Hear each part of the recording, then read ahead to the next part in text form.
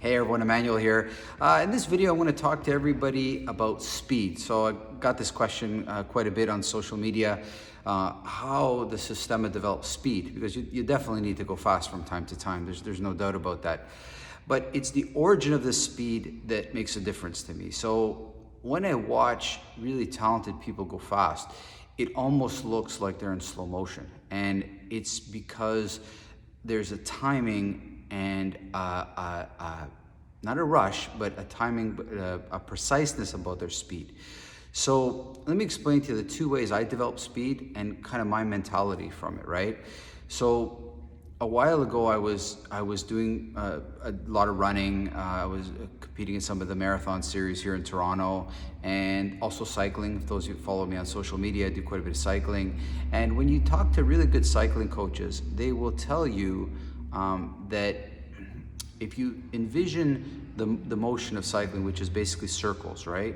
What most people do is they push down really hard, fast, and then they kind of coast on the way up.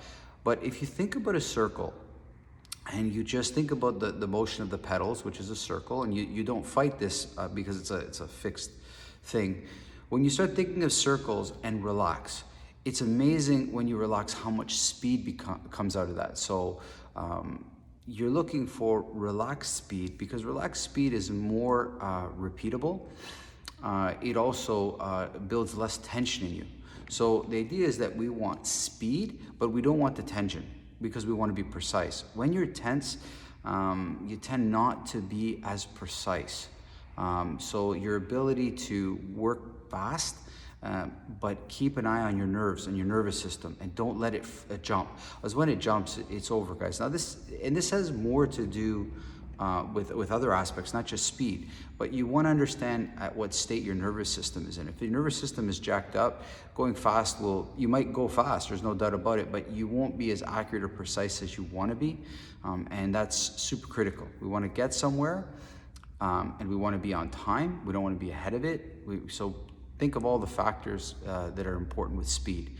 So we need to keep that in mind. So we need to go quickly somewhere, but we need to be also precise. We don't want to sacrifice. We don't want to take one step forward one way and two steps the other way backwards. So we want to go as fast as we can with control, with precision, and so that we can benefit from all that has to be offered by getting there early, right?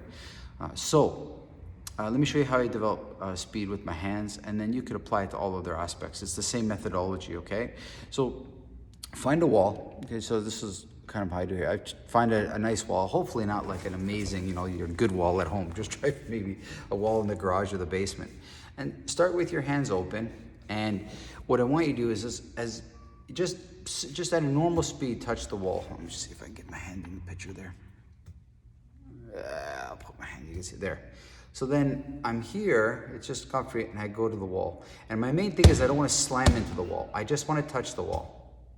Okay, I want to get there fast and get there fast without disturbing the wall too much. Now,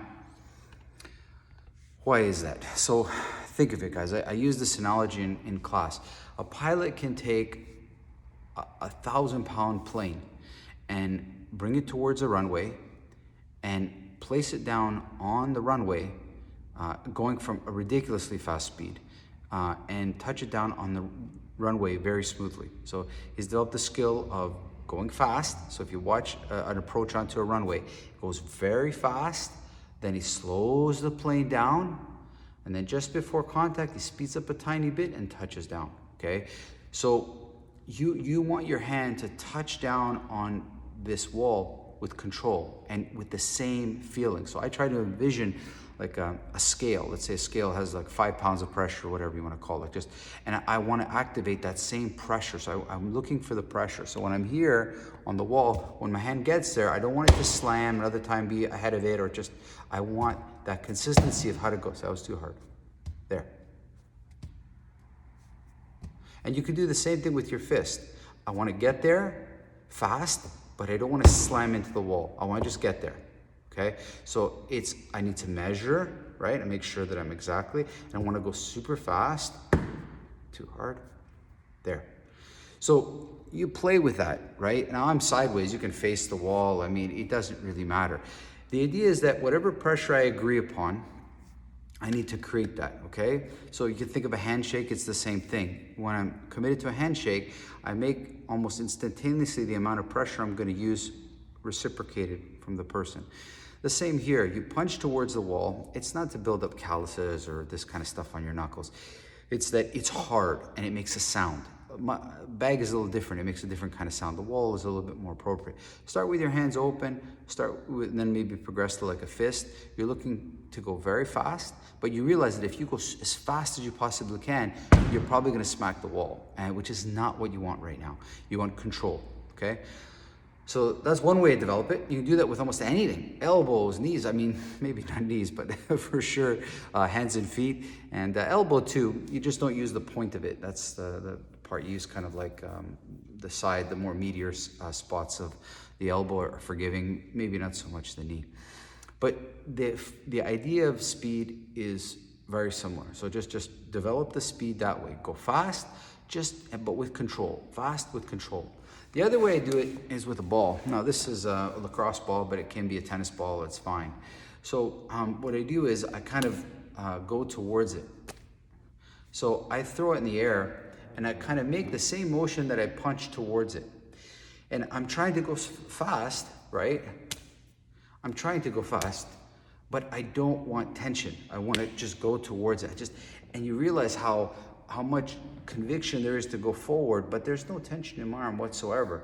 My hand is open. I'm not even trying to close my hand. As soon as the ball touches it, the fingers close naturally, okay? So, and that's the same way I want to punch. I want to have that speed, but I don't want to have tension. So if my hand is tense and my arm is tense, it'll knock the ball out without a doubt, right? So you want to punch, make the same motion towards the ball punching, but you're grabbing it. And it should go forward. It shouldn't just stop when you grab it. You want to go right through the grab. Right through the grab, you want to grab it, okay?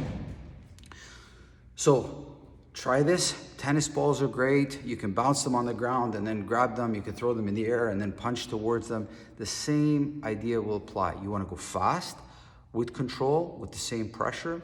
And then tomorrow when you're training, whenever we get through this, our new reality, when you get training, you will have at least the right methodology and the right attitude towards speed. You don't want speed that's associated with fear or those kind of things. It's not as consistent. It doesn't work, guys. It can be fast. I'm not saying, but it won't be consistent. You'll be erratic with your results. Sometimes it's okay. Sometimes it won't be. You want dependable, consistent speed that also allows you the control. So you want to get there on time. You don't want to be early, you don't want to be late. So speed is an interesting one. We don't want it associated with panic, which is generally where its source is. So usually for me, when I start to get tensed up, this is where the breathing comes in. And this is where all this homework you're doing right now on your understanding of what is acceptable for speed, what's acceptable for power, what's acceptable for flexibility, like all these things are in your training.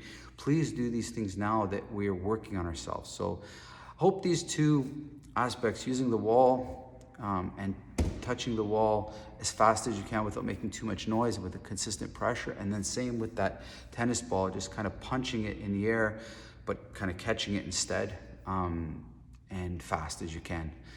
You can bounce it off the wall, you can bounce it off the ground, you can throw it in the air, it doesn't really matter, but you're making the exact motion of a punch, and if there's tension, you're probably gonna knock that ball away, okay?